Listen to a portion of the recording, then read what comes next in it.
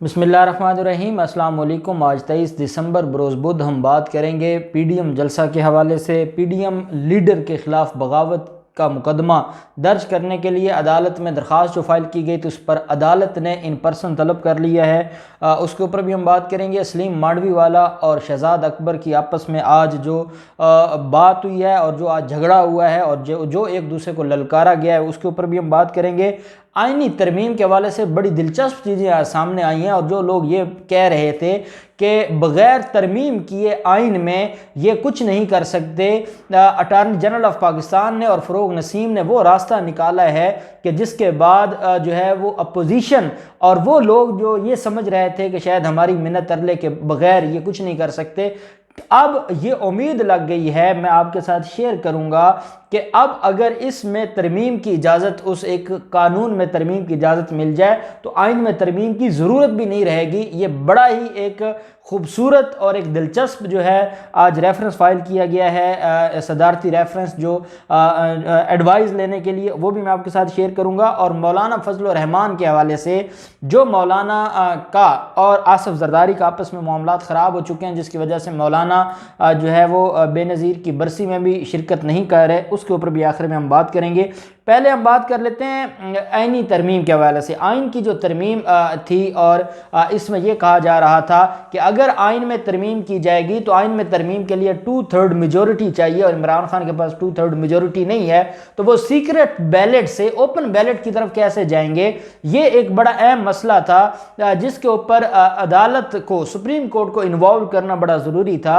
Article 186 के तहत जो है वो एडवाइस ली जा सकती है। 186 एडवाइजरी जुरिस्डिक्शन है सुप्रीम कोर्ट की कि जब भी हुकूमत को, रियासत को किसी कानूनी मसले के ऊपर ज़रूरत पड़ सकती है, कोई मशवरा लेने की, एडवाइस लेने की ज़रूरत पड़ सकती है, तो ये अख्तियार है सदर के पास कि वो सुप्रीम कोर्ट को लिखेगा। सुप्रीम कोर्ट उसके ऊपर अपनी जो ओपिनियन है, जो लीगल ओपिनियन है, वो देगी कि आया ये दुरुस्त है या गलत है। अब सदारती रेफरेंस में जो अटारनी जनरल ऑफ पाकिस्तान ने आज फाइल किया है उसमें यह कहा गया है कि गुजारिश ये है कि ओपन बैलेट हम इसलिए चाहते हैं। इमरान खान का तो था कि शो ऑफ हैंड का, वो फिर उसके बाद अटारनी जनरल ने कहा कि उसमें बड़ी लीगल जो है वो मसाइल आ जाएंगे, उस तरफ हम नहीं जाते, हम ओपन बैलेट की बात करते हैं। और उसमें ये होगा, सुप्रीम कोर्ट को ये कहा गया है कि ये वो मामला है कि जिसमें जो शख्स, जब आपने आर्टिकल एक दे दिया है और आर्टिकल ये है कि पार्लियामेंट में कोई भी अपनी पार्टी के अलावा, अगर जो ये अमेंडमेंट की गई थी, ये 18वीं तरमीम जिसका ये बड़ा जिक्र करते हैं, उसमें यह भी लिखा गया था कि अगर वोटिंग होगी पार्लियामेंट में और कोई मेंबर अपनी पार्टी से हट के वोट करेगा तो वो पार्टी उसको डिसीट कर सकती है। जो पार्टी सदर है वो उसको डिसीट कर सकता है। जब नवाज शरीफ को घर भेजा गया था, उसको जो है वो हमेशा के लिए नाअहल करार दे दिया गया था, तो उनको पार्टी सदर बना दिया गया था। बाद में उनको पार्टी सदर से भी हटवाया गया था कि पार्टी सदर भी, इन्होंने एक आईनी ओहदा बना दिया है कि पार्टी सदर के पास ये अख्तियार है कि वो किसी भी मेंबर ऑफ पार्लियामेंट को घर भेज सकता है जो उसकी पार्टी का हो।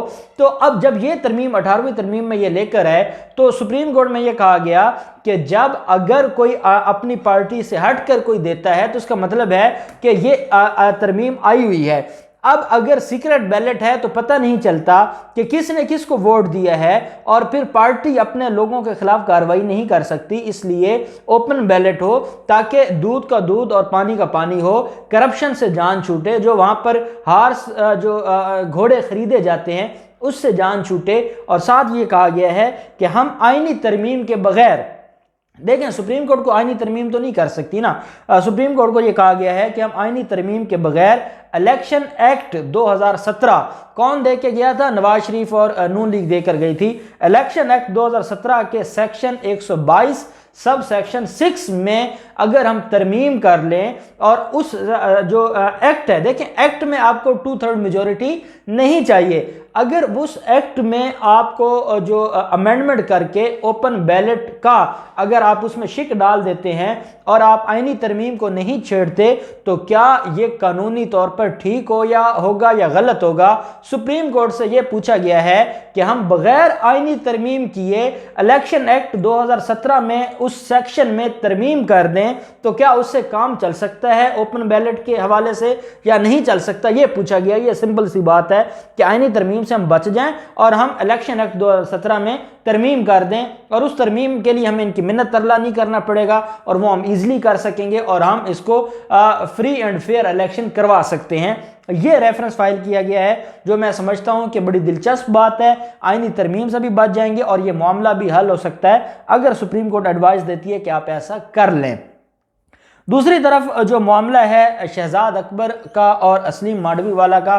सलीम मांडवी वाला को आपको मैंने बताया था 30 दिसंबर को सुबह 11 बजे इजलास बुलाया गया है सेनेट की तरफ से। उसमें जो अपोजिशन है उसकी रिक्वेजिशंस हैं और अपोजिशन ये कह रही है, राजा जफरुल हक जो कि अपोजिशन लीडर हैं वो ये कह रहे हैं कि मामला क्योंकि अब खराबी की तरफ जा रहा है और हमने चेयरमैन सेनेट को कहा था कि चेयरमैन नैब को तलब किया जाए, लेकिन अब चेयरमैन नैब को तलब नहीं किया जा रहा, इसलिए हम हमारा जो अपोजिशन का एजेंडा है उस अपोजिशन के एजेंडे में हम इसको लेकर आना चाहते हैं और उस अपोजिशन के एजेंडे में अब ये सारी जो चीजें हैं वो सामने आ जाएंगी और मामला ठीक हो जाएगा। अब सलीम मांडवी वाला ने आज दोबारा धमकियां दी हैं शहजाद अकबर को। एक गाली नहीं दी, बाकी उसने कुछ छोड़ा नहीं है।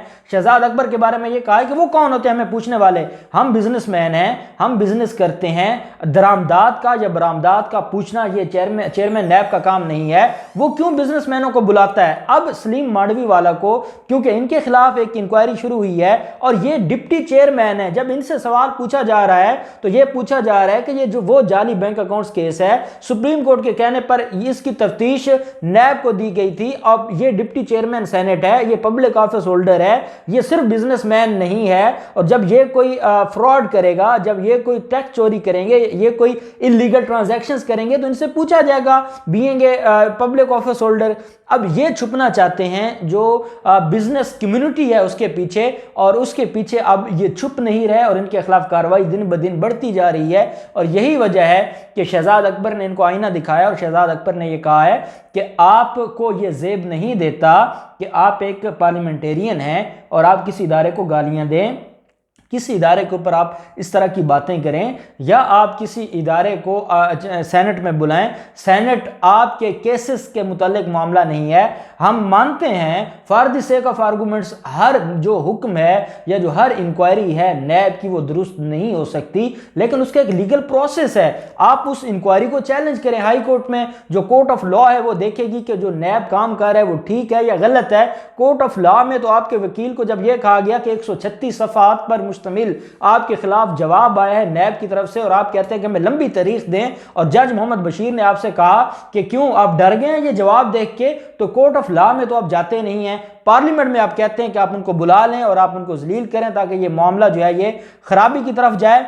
तो अब शहजाद अकबर ने कहा कि ये हम इदारों का जो ड्रामा है ये नहीं होने देंगे और हम इसकी इजाज़त नहीं देंगे। मैं समझता हूँ ये बड़ा ज़रूरी हो गया था कि शहजाद अकबर इसके ऊपर बोलते, क्योंकि सलीम मांडवी वाला वन साइडेड प्रेस कॉन्फ्रेंसेस कर रहा है, नैब प्रेस कॉन्फ्रेंस नहीं कर सकती थी, तो शहजाद अकबर ने उसका जवाब दिया है। दूसरी तरफ हम देखते हैं बगावत की एक दरख्वास्त फाइल की गई थी। महमूद अचकजई ने 13 दिसंबर को PDM का जो लाहौर का जलसा था उसमें जो तकरीर की थी और जो लाहौर के बारे में उन्होंने जो अल्फाज इस्तेमाल किए थे उसके खिलाफ, कि क्योंकि वो ना सिर्फ लाहौर की और पंजाब की इंसल्ट है, वो रियासत की इंसल्ट है और वो बगावत और जो है वो कौमियत को जो है वो जो उसमें बढ़ोतरी चाहते हैं, उसको बढ़ाना चाहते हैं। तो ये मामला था, इस मामले के ऊपर एक दरख्वास्त लाहौर के शहरी ने दी थी अंदराज मुकदमा की कि बगावत और गद्दारी का मुकदमा दर्ज किया जाए, और उस पर अदालत लाहौर की जो सेशन अदालत है वहाँ पर एक दरख्वास्त फाइल की गई थी जिसमें इनका वकील पेश नहीं हुआ था और वो बहस नहीं कर रहा था।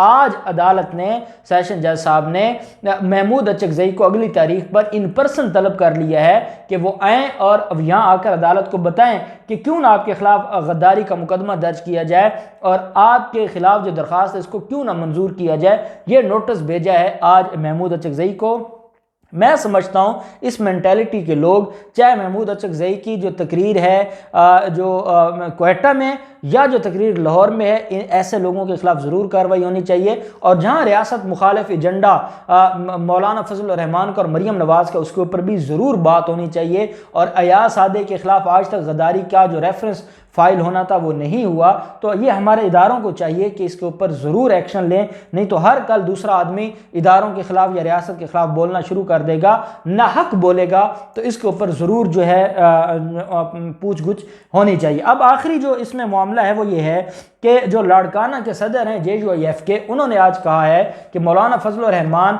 बेनज़ीर की बरसी में शामिल नहीं हो रहे, और इसलिए नहीं आ रहे कि मौलाना अपने इजलासेस में, अब मौलाना के इजलासेस क्या हैं, मौलाना की तो पार्टी ख़त्म हो चुकी है, जो हालात हैं पार्टी में, 4 सीनियर रहनुमा छोड़कर जा चुके हैं। तो अब उनके जो ज़िले सदर हैं वो ये कहते हैं कि क्योंकि सूबाई जो अथॉरिटी है, जो सूबाई जो तंजीम है उसको नहीं बुलाया गया, तो डायरेक्ट मरकज़ी तंजीम को बुलाया गया है, तो मरकज़ी तंजीम इसमें शिरकत नहीं करेगी। अब मौलाना का शिरकत ना करना, ये वो आसिफ जरदारी ने जो फ़ोन किया है नवाज शरीफ को कि हम इस्तीफ़े नहीं देंगे, और वो ज़िमनी इलेक्शन की तरफ जा रहे हैं, और पाकिस्तान पीपल्स पार्टी ज़िमनी इलेक्शन की तरफ जा रही है। और जब क्वेटा में मौलाना फजल रहमान का जलसा था तो बिलावल जरदारी भी नहीं आए थे और वीडियो लिंक के जरिए तकरीर की थी। तो ये मामला ये है कि आसिफ जरदारी बर्दाश्त नहीं करते मौलाना को, और उन्होंने नवाज शरीफ को भी कहा है कि इससे हाथ छुड़ा लें, नहीं तो हमारा कुछ नहीं बचेगा, उसके पल्ले है कुछ नहीं और हमारा कुछ नहीं बचेगा। और अब इसी वजह से क्योंकि उनको रिस्पॉन्स नहीं दिया गया तो मौलाना जलसे में नहीं जा रहे। तो मैं समझता हूँ कि इन्होंने तो दिसंबर में हुकूमत को ख़त्म करना था, लेकिन दिसंबर में ही इनका जो अपोजिशन का था ये ख़त्म होने वाला है, और अब ये मज़ीद साथ नहीं चल सकते। अब देखते हैं आने वाले दिनों में क्या डेवलपमेंट होती है। जो भी इस हवाले से कोई नई बात होगी हम आपके साथ शेयर करेंगे। अल्लाह पाक पाकिस्तान का हामी और नासिर हो। बहुत शुक्रिया। अल्लाह हाफिज़। पाकिस्तान जिंदाबाद।